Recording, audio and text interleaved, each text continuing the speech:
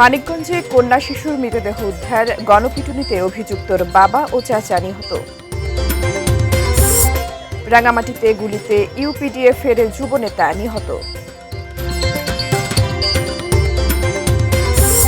শিক্ষক নিয়োগে অনিয়ম সহ্য করা হবে না, দিনাজপুরে শিক্ষামন্ত্রীর হুঁশিয়ারি। এবং 10 বছরে পানির স্তর নেমেছে 6 থেকে 13 ফুট, খুলনায় পানীয় জলের তীব্র সংকট।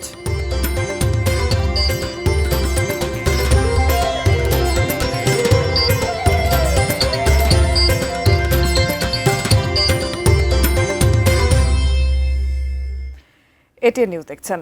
আমন্ত্রণ জানাচ্ছি দেশের খবরে, সঙ্গে আছি ফারহিন টুম্পা। এতক্ষণ নাসির সিনটেক্স গ্রুপের সৌজন্যে শিরোনামগুলো দেখছিলেন। বিস্তারিত। মানিকগঞ্জে নিখোঁজ এক শিশুর মরদেহ উদ্ধারকে কেন্দ্র করে গণপিটুনিতে আরও 2 জন নিহত হয়েছেন। এ ঘটনায় উত্তেজনা ছড়িয়ে পড়েছে এলাকা জুড়ে। মানিকগঞ্জ থেকে প্রতিনিধি সুজন খন্দকারের পাঠানো তথ্য ছবিতে ডেস্ক রিপোর্ট। মানিকগঞ্জ সদরের হাটিপাড়ার বনপারিল এলাকায় মিজানের বাড়িতে চলছিল বিয়ের অনুষ্ঠান। বিকেলে সেখান থেকে নিখোঁজ হয় 7 বছরের শিশু আতিকা। সামাজিক যোগাযোগ মাধ্যমে বিষয়টি ছড়িয়ে দেওয়ার পাশাপাশি এলাকায় মাইকিং করে খোঁজ শুরু করে আতিকার পরিবার। রাত 10টার দিকে বাড়ির পাশে ভুট্টা খেতে হাত পা বাঁধা অবস্থায় আতিকার মরদেহ খুঁজে পাওয়া যায়। ঘটনার সঙ্গে জড়িত সন্দেহে তৎক্ষণাৎ এক পরিবারের 3 জনকে আটক করে এলাকাবাসী। অভিযোগ ওঠে স্বর্ণালংকার লুটের উদ্দেশ্যেই শিশুটিকে হত্যা করেছে তারা। এ সময় উত্তেজিত জনতার পিটুনিতে অটোচালক পান্নু মিয়া ও তার ভাই ফজলু নিহত হন। গুরুতর আহত হয় পান্নু মিয়ার ছেলে নাজমুল। মাদকাসক্ত এরা ওরে ওখানে নেওয়ার পরে তার কানে একটা ইয়ারিং ছিল, সেটা নিয়ে যায়, গলার চেনটা নিয়ে যায়। হয়তো সম্ভবত তার ওদের ধারণা যে এ সবাই তো পরিচিত, এই জন্য মেয়েটাকে ওখানে মেরে ফেলা যায়। এই সৈন্য রুল ছিল, রুল বেসরা গেছে, এটা টাকা কাছে পাইছি। এর চেয়ে বড় ঘটনা হতে পারে না। একটা হত্যাকাণ্ড, তার পিছে আরেকটা হত্যাকাণ্ড। মূলত এটার দৃষ্টান্তমূলক শাস্তি দাবি জানাচ্ছি। তবে শিশু আতিকার হত্যার ঘটনায় মূল অভিযুক্ত পান্নু মিয়ার ছেলে নাইম এখনো পলাতক। ঘটনা যাতে আর কোন রকম এলাকাতে অস্বাভাবিক পরিস্থিতি না হয়, এটার জন্য আমাদের অতিরিক্ত পুলিশ এখানে মোতায়েন করা হয়েছে। এটা তদন্ত করার জন্য এবং এটা আইনি প্রক্রিয়া গ্রহণ করার জন্য আমাদের সমস্ত যে প্রক্রিয়াগুলি রয়েছে আমরা সেদিকে এগিয়ে যাচ্ছি এবং যারা এটাতে দোষী থাকবে তাদের আমরা ব্যবস্থা নেব। Sifat Mahmud, desk report, ATN news. রাঙামাটিতে দুর্বৃত্তদের গুলিতে ইউপিডিএফ এর যুবনেতা ধর্মসিংহ চাকমা নিহত এবং তার 2 বোন আহত হয়েছেন।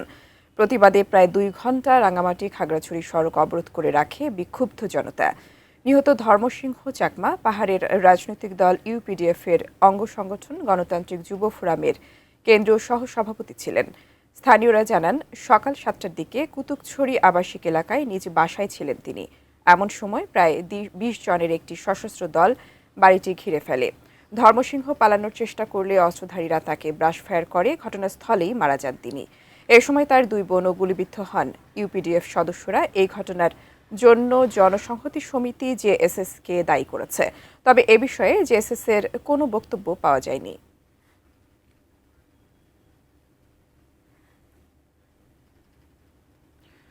শিক্ষক নিয়োগে কোনো ধরনের অনিয়ম সহ্য করা হবে না বলে হুঁশিয়ারি দিয়েছেন শিক্ষামন্ত্রী ডক্টর আ.ন.ম এহসানুল হক মিলন। দুপুরে দিনাজপুরে হাজী মোহাম্মদ দানিশ বিজ্ঞান ও প্রযুক্তি বিশ্ববিদ্যালয়ে নবীনবরণ অনুষ্ঠানে তিনি একথা বলেন। শিক্ষা ব্যবস্থায় ইতিবাচক পরিবর্তন আনার অঙ্গীকার করেন মন্ত্রী। শিক্ষক নিয়োগে যদি কোনো দুর্বলতা হয়ে থাকে, আমি প্রত্যেকটি অনুবীক্ষণ যন্ত্র দিয়ে আমি দেখব, মাইক্রো লেভেলে দেখব, এবং কোন শিক্ষক নিয়োগে মেধাবী কাউকে বাদ দেওয়া যাবে না। যদি বিগত দিনে দিয়ে থাকেন, সেই ব্যবস্থা আমাদের নিতে হবে। শিক্ষকরা মেধাবী হতেই হবে, এর কোনো বিকল্প নাই। এখন দেখা যায় ফেসবুকে দেশ চালায় নাকি, আমার সাথে এগুলি করে কোনো লাভ হবে না। আমার কাজ আমাকে করতেই হবে, আমাকে শিক্ষা ব্যবস্থা পরিবর্তন আনতেই হবে। গ্রীষ্ম এলেই খুলনায় পানির সংকট তীব্র হয়ে ওঠে। ভূগর্ভস্থ পানির স্তর ক্রমাগত নিচে নেমে যাওয়ায় নগর জুড়ে পানির জন্য হাহাকার বাড়ছে। ওয়াসার জরিপ বলছে, গত 10 বছরে মহানগরীর বিভিন্ন এলাকায় পানির স্তর নেমেছে 6 থেকে 13 ফুট পর্যন্ত। এভাবে পানির স্তর কমতে থাকলে ভবিষ্যতে ভয়াবহ পরিবেশ বিপর্যয়ের ঝুঁকি তৈরি হবে। খুলনা প্রতিনিধি মোহাম্মদ অসীমের পাঠানো তথ্য ও ছবিতে ডেস্ক রিপোর্ট। খুলনার গ্রিনল্যান্ড বস্তির ডি ব্লকে শতাধিক পরিবারের একমাত্র ভরসা একটি গভীর নলকূপ, কিন্তু প্রতি গ্রীষ্মেই সেটি অকেজো হয়ে যায়। বাধ্য হয়েই লবণাক্ত পানি ব্যবহার করতে হয়, সৃষ্টি হয় নানা স্বাস্থ্য ঝুঁকির। বস্তির অন্য ব্লকগুলোতেও একই অবস্থা। শুধু একটি এলাকা নয়, নগরীর লবণচড়া, টুটপাড়া সহ বিভিন্ন স্থানে বিশুদ্ধ পানির অভাব সংকট তীব্র।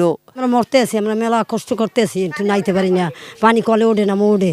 খাবার পানির খুব কষ্ট হয় গরমকালে। এই গরিব মানুষ কোথায় যাবে পানি খেতে? ওই দূরস্থ পানি আনা লাগে। কিন্তু মেলা কষ্ট, অনেক দূর দূর আনতে হয় ও রাস্তার থেকে।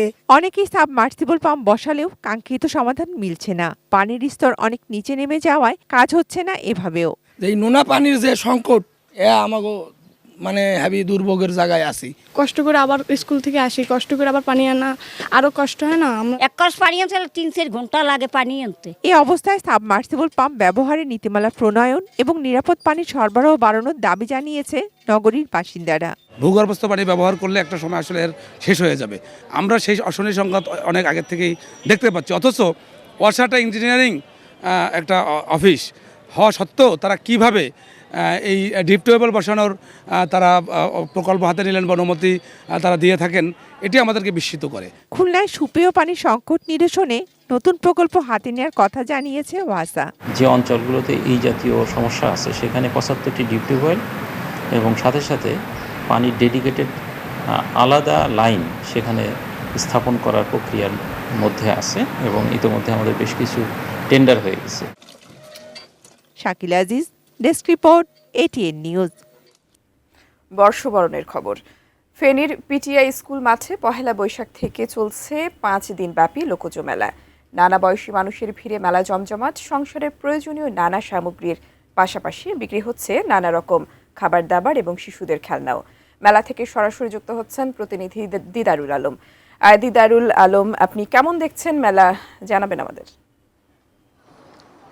টুম্পা, আসলে বর্ষবরণ উপলক্ষে যে জেলা প্রশাসনের আয়োজনে 5 দিন ব্যাপী যে লোকজ মেলা চলছে, এই মেলাটি বৈশাখের দিন শুরু হয় এবং আগামী শনিবার মানে আগামীকালকে সন্ধ্যা 7টায় এই মেলাটি শেষ হবে। আমরা যদি একটু আপনাদেরকে দেখানোর চেষ্টা করি যে লোকজ যে মেলা, সেই মেলায় ফেনীর যে পিটিআই স্কুল মাঠ, সেই স্কুল মাঠে 5 দিন ব্যাপী যে আয়োজন, সেই আয়োজনে এখানে প্রায় 41টি স্টল রয়েছে এবং এর পাশাপাশি এখানে বাচ্চাদের জন্য নাগরদোলা, ট্রেনের, রেলগাড়ির ব্যবস্থা এবং পাশাপাশি নৌকার যে ধোলার যে বিষয়, খেলার বাচ্চাদেরকে যে বিনোদন দেওয়ার জন্য সেই বিষয়গুলো কিন্তু এখানে রাখা হয়েছে। পাশাপাশি মেলায় যে 41টি যে প্রতিষ্ঠানকে দেয়া হয়েছে, সেখানে আসলে হাতে তৈরি বিভিন্ন রকম সামগ্রী নিয়ে এখানকার যারা উদ্যোক্তা রয়েছেন তারা কিন্তু এই মেলায় তারা অংশগ্রহণ করেছেন, যেখানে মাটির আসবাবপত্র রয়েছে, পাশাপাশি হাতে তৈরির জামা কাপড় রয়েছে, হাতে তৈরি খাবার রয়েছে এবং বাঁশ এবং বেত দিয়ে তৈরি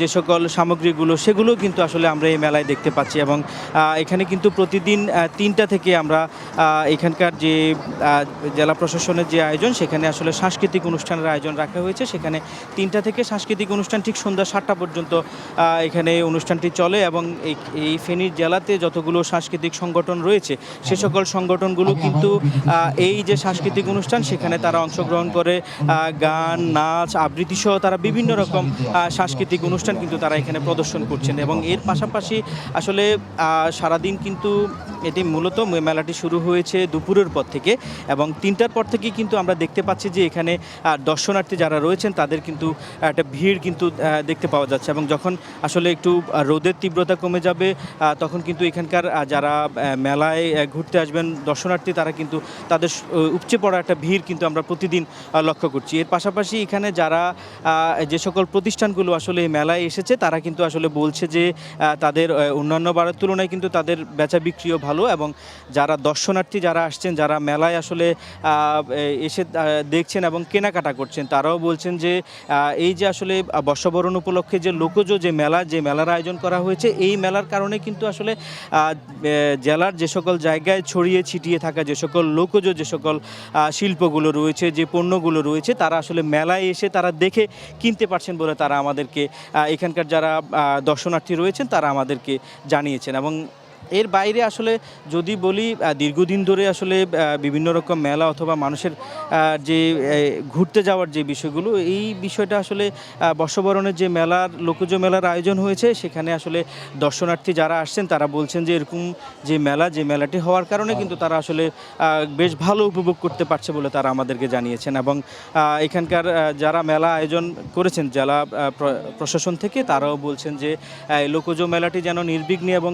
সুন্দরভাবে চলতে পারে সে বিষয়ে কিন্তু জেলা প্রশাসনের বেশ ভালো নজরদারি রয়েছে। এবং পাশাপাশি জেলা পুলিশের বেশ কয়েকটি দল তারা কিন্তু তল্লাশি করে এই মেলায় প্রবেশ করাচ্ছেন এবং মেলার সামগ্রিক বিষয়গুলো কিন্তু জেলা প্রশাসন জেলা পুলিশ দেখভাল করছে। যেটুম্পা।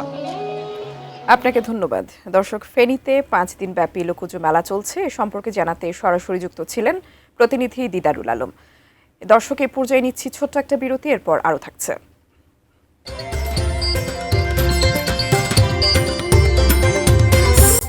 চাঁদা না দেয়ায় রাজশাহীর পুঠিয়ায় প্রকাশ্যে দোকানদার খুন। দাঁড়িয়ে থাকা ট্রাকে পিকআপ ভ্যানের ধাক্কা, কুষ্টিয়ায় 2 ঘোড়া ব্যবসায়ী নিহত।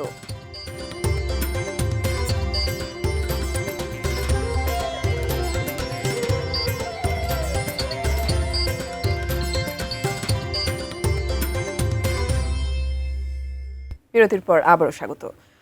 ঐতিহাসিক মুজিবনগর দিবস আজ। ৭১-এর এই দিনে মেহেরপুরের মুজিবনগর আম্রকাননে শপথ গ্রহণ করে যুদ্ধকালীন বাংলাদেশের প্রথম সরকার।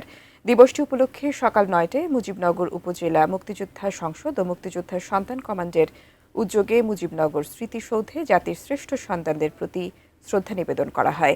এ সময় পুষ্পার্ঘ্য অর্পণ করেন মুক্তিযোদ্ধা হাজী আহসান আলী খান, অবসরপ্রাপ্ত ক্যাপ্টেন আব্দুল মালেক, মুক্তিযোদ্ধার সন্তান সংসদ কমান্ডের মুজিবনগর উপজেলা শাখার সভাপতি মোখলেসুর রহমান ও সাধারণ সম্পাদক খায়রুল ইসলাম সহ সংগঠনের অন্যান্য সদস্যরা।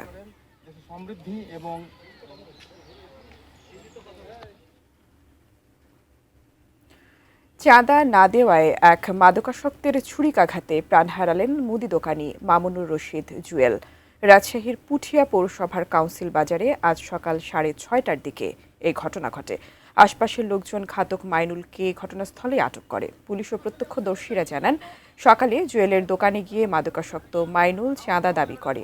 উভয়ের মধ্যে কথা কাটাকাটির এক পর্যায়ে ধস্তাধস্তি শুরু হয়। এ সময় মাইনুল জুয়েলের বুকে ছুরি মারে। স্থানীয়রা তাকে পুঠিয়া উপজেলা স্বাস্থ্য কমপ্লেক্সে নিয়ে গেলে চিকিৎসক মৃত ঘোষণা করেন। এদিকে ঘটনার পরপরই স্থানীয় জনতা ঘাতক মাইনুলকে গণধোলাই দিয়ে বেঁধে রাখে। পরে পুলিশ গিয়ে তাকে গ্রেপ্তার করে।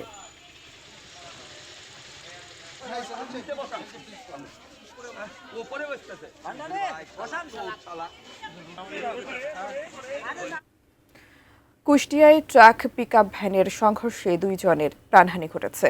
আহত হয়েছেন পিকআপের চালক সহ অন্তত 3 জন। নিহতদের নাম সিফায়েত ও বিকাশ, 2 জনেরই বাড়ি নড়াইলে। সকালে কুষ্টিয়া ঝিনাইদহ সড়কের বৃত্তিপাড়ায় এই দুর্ঘটনা ঘটে। পুলিশ ও স্থানীয় লোকজন জানান, কুষ্টিয়া থেকে নড়াইলগামী পিকআপ ভ্যানটি রাস্তার পাশে দাঁড়িয়ে থাকা ট্রাকটিতে পেছন থেকে ধাক্কা দেয়। এতে ঘটনাস্থলেই একজন মারা যান এবং হাসপাতালে নেওয়ার পর মারা যান আরও একজন। এই দুর্ঘটনায় পিকআপে থাকা 3টি ঘোড়াও মারা যায়। কুষ্টিয়া হাইওয়ে থানার ওসি আবু ওবায়েদ দুর্ঘটনার তথ্যটি নিশ্চিত করেছেন। দেশের খবরের এই পর্যায়ে আবারও বিরতি নিচ্ছি, সঙ্গেই থাকুন।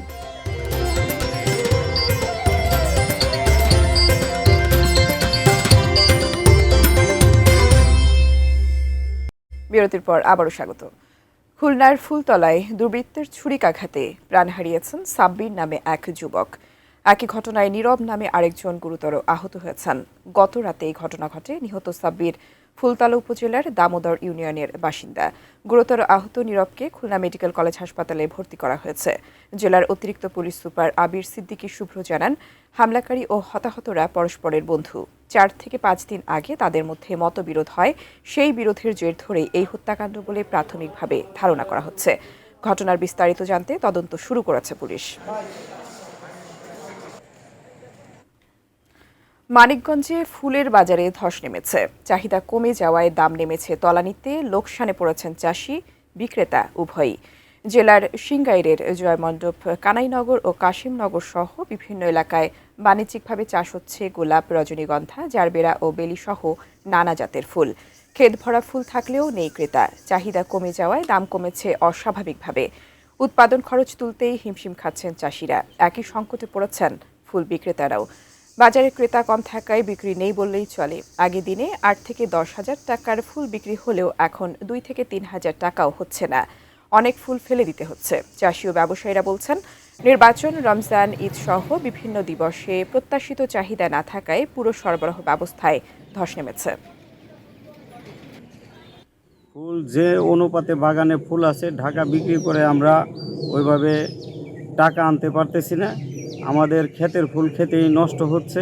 লস মানে কি, লসের পর লস আর কি, চরমভাবে লসে আছি। ফুল বেচা কিনি বর্তমানে একটু লো আছে, মানে সিজন শেষ তো এখন, গরমের মৌসুমে ফুল অতটা এখন চাহিদা নাই। বিক্রিবারটা একবারে নাই, আনি মাল আইনা লস হয়ে গেলে আমাদের। ফুল চাষিরা প্রতিবারই লাভবান হয়।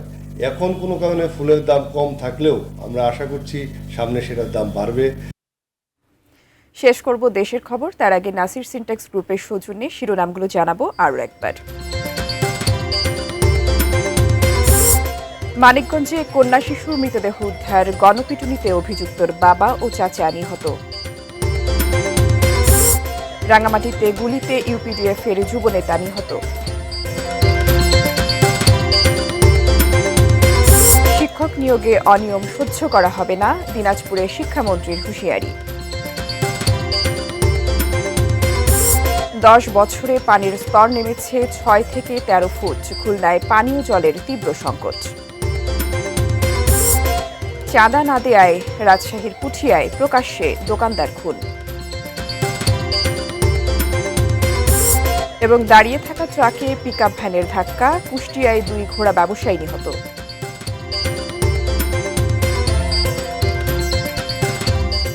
এই ছিল দেশের খবর। সঙ্গে থাকার জন্য ধন্যবাদ সবাইকে।